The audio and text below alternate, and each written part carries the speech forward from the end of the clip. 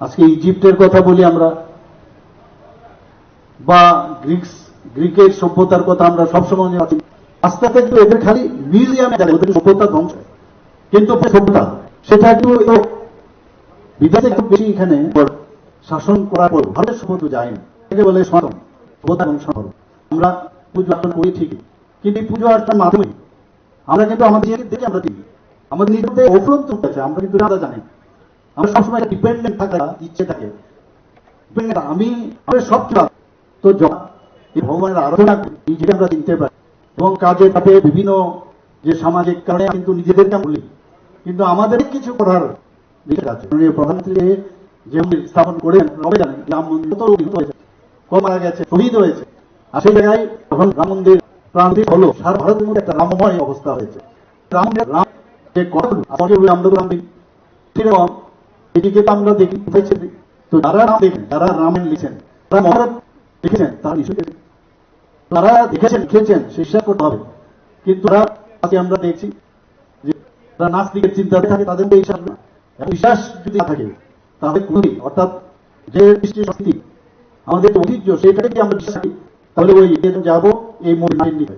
আমাদের আদল কামাঞ্চমনির আরেকটা আইল্যান্ড দেখছেন, আমরা দেখলাম জিরো মাইল হচ্ছে, এটা দেখলে নিচে আস্তে আস্তে চলে কত মাইল, 100 মাইল, 2 মাইল, 50 মাইল ছিল, কিলোমিটার হয়ে গেছে। কিছুদিন আগে আমি মুখ্যমন্ত্রীর দায়িত্ব পেলাম, কিছু আমাদের মাটির নিচে চলে তাকে কিনে আসতো, এবং আমরা জানতাম যে মহাজংশুর মানে বাহাদের সময় যেভাবে ছোটকে সুন্দর সাজিয়ে ত্রিপুরায় সাজিয়েছে, সেটা স্কুল কলেজে হোক বিভিন্ন জায়গায় আমাদের যে অবদান সেটাকে অস্বীকার করতো, তাদের মূল্যায়ন করতো না। এই ইতিহাসকে অনুসরণ করতো। আমাদের আজকে যাদের জন্য তাদের ঠিক না করি, আমরা মালের মতো অর্পণ করি, তর্পণ কারণ যারা চলে তাদেরকে আমরা যে প্যাটার্ন আমরা তাদেরকে স্মরণ করি, সব জিনিস ওদের দিও না, আমরা এর মধ্যেই নিজেদেরকে আমাদের নিজেদের মধ্যে মিউজিক আমার নিশ্চয়ই আমাদেরকে বাঁচিয়ে রাখতে হবে, এবং সেটাকে আরো রান্না করা যায় ইলিভিয়ার মাধ্যমে সেটাকে ডেভেলপ। আমরা এমন আসলে ভাবে আরো বাঁধবো, কেন একটার সাথে আমরা যোগা করবো। এখানে একটু কথা বলছেন, এখানে তিনি এই ওয়ার্ডের তিনি কর্পোরেটর, উনি জায়গায় দিয়ে আছে। তো দেখুন সবকিছু আমি বারবার বলছি যে তার ওই মন্দির নেই, এটা তার প্রকৃতি মন্দির বানানো হয়েছে। আমি কেনাকাটা আমি মন্দির যাবো, আমি আমাকে প্রকাশ করছি, আমার বেলা খেতে সমস্যা হবে, আমি রাস্তার মধ্যে যদি হয় আমি ঘরে যেতে পারবো না, বাড়িতে যেতে পারবো না, তাহলে এই মন্দিরকে কিন্তু রাস্তার মধ্যে যদি আমি মন্দির আনি অসম্মান করা হবে। আমার নিজের ঘরে দিতে পারছি না, আমি আরো হলো আর কি কারবার এখানে হবে এবং একটা মন্দির বারবার এই ধরনের এগুলো বিশ্বাস করে যেখানে ধান সেটা রাখা হচ্ছে। আর বহু যে জানা আছে এটা কোনো কর্ণাটনা পেলে এখানে তৈরি করবে, সেটা ঠিক নয়। আজকে এসছি হয়তো বা অনেকে খারাপ হবে, এই ট্রেনের আমরা খাবার দিয়েছি, খাবার দেওয়াতে এখানে ফ্রি নেই, এখানে 1000 রেট থেকে এখানে একটা মানে ট্রেন অবস্থা করেছে, ট্রেন হয় সাধারণ মানুষ ভয়ের ভিতরে পাবেন।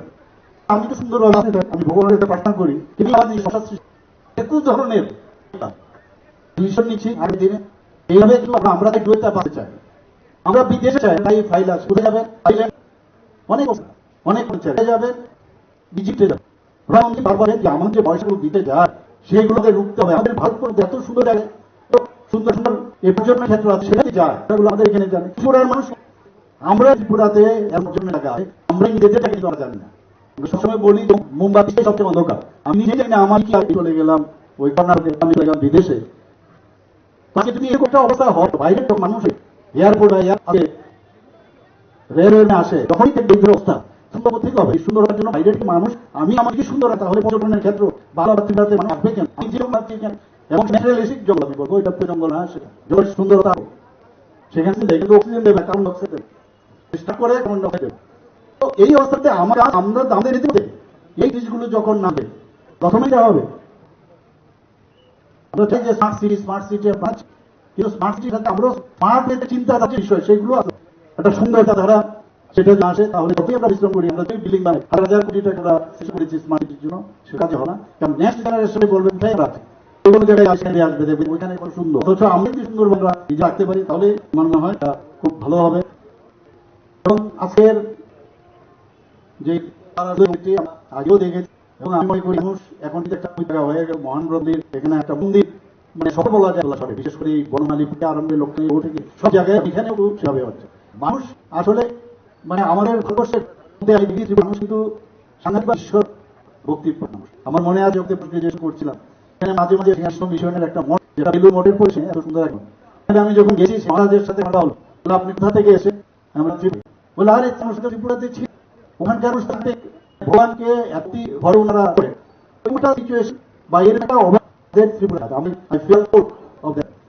আমরা ভগবান কোন অবস্থায় যে জানা যে বিষয় সেইগুলো আমাদের করতে হবে, এবং যে আমাদের প্রতিটা মানুষ আমাদের যে আত্মিক চেতন সেটাকে করতে হবে, নিজের মনকে বিকশিত হবে, নিজের মস্তিষ্কে যখনই চিন্তা যুগ এখন চলে নানাভাবে বিভিন্ন কথার মাধ্যমে, কিন্তু নিজের যে আমি করবো না, এতদিন ধরে যে করেছে আমি নতুন ভাবে চিন্তা করবো না, কেন আমি নতুন ভাবে আমাদের নিজেকে সাজাবো না, কেন আমাদের নতুন ভাবে রাজ্যকে সাজাবো না, কেন আমাদের ভারতবর্ষে আমরা সারা মাননীয় প্রধানমন্ত্রী বিকশিত ভারতের উনি দাঁড়িয়ে 2007 আমরাও অলরেডি ঘোষিত পুরো রোড ম্যাপ 2047, তার জন্য আমরাও কিন্তু সেটার ঘোষণা দিয়েছি। আজকে অর্থনীতি স্ট্রং না হয়, এর মধ্যে আপনাদের মানে প্রধানমন্ত্রী দেবে থেকে নানাভাবে চুল আছে, আমাদের একটা বিষয় যে আমরা করবো।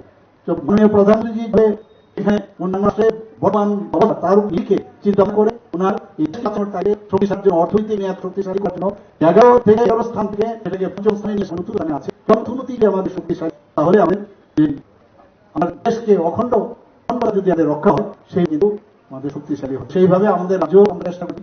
আজকে দেখলাম যে ত্রিপুরাতে যদি আমাদের ডাটার মধ্যে দেখি যে পার ক্যাপিটা ইনকাম 32 জনের মধ্যে আমরা ত্রিপুরা কিন্তু সেকেন্ড হাইয়েস্ট। আমরা যদি দেখি এখানে স্টেটের যে জিবি আছে সেখানেও আমরা 32 জনের মধ্যে আসামের স্থান, তাহলে সেভাবে তো আমরা করছি। এখানে প্রতিদিন আমার জনপ্রতিনিধিরা আসা কর্পোরেট বা এমএলএরা স্তরীয় পঞ্চায়েত সব জায়গায় মানুষ প্রচুর পরিমাণে যারা যারা যে জায়গায় আসি না তারা কিন্তু পরিশ্রম করে।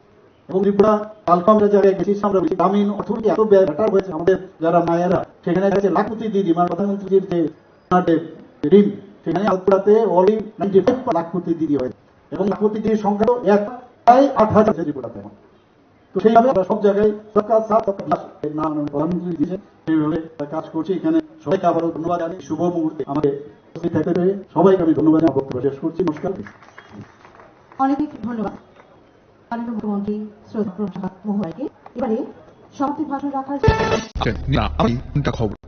আপনার কোনো কম্পিউটারটি খারাপ হয়ে যায়, তা রেলের মতো ভালো টেকনিশিয়ানের খোঁজেন যোগাযোগ করুন কম্পিউটার রিপেয়ারিং ও বিশেষজ্ঞ রাহুল থেকে 30 বছর বাড়ি ও অফিসে সফটওয়্যার ল্যাপটপ কম্পিউটার করার পাশাপাশি সফট স্টোরেশন এবং কম্পিউটার ল্যাপটপ সারানোর জন্য দ্রুততম পরিষেবাতে একবার বলুন রাহুল 98831 এই নামে ঠিকানা অভয়নগর আগরতলা ত্রিপুরা। আপনি দেখেন নিউজ নাও, আমরা জানি কোনটা খবর।